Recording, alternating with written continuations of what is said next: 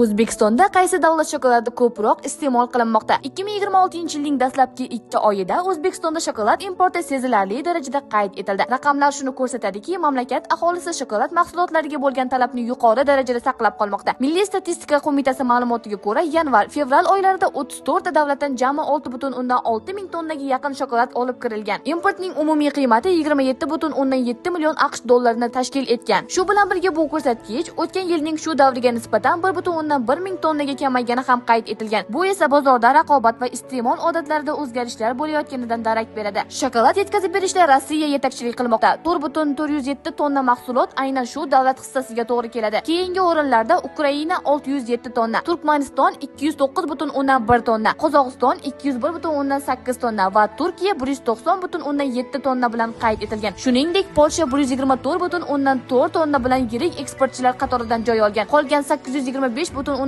tonna shokolad esa boshqa davlatlar tomonidan yetkazib berilgan. Mazkur ko'rsatkichlar O'zbekistonda asosan Rossiya va qo'shni davlatlar shokoladlari yetakchi o'rinda ekanini ko'rsatadi. Shu bilan birga turli davlatlardan import qilinayotgan mahsulotlar assortimentining kengayib borayotganidan dalolat beradi. Siz ko'proq qaysi davlat shokoladini yoqtirasiz? Fikrlaringizni izohlarda yozib qoldiring. Shu kabi qiziqarli yangiliklardan xabardor bo'lish uchun Toshkentliklar 24 kanaliga obuna bo'ling.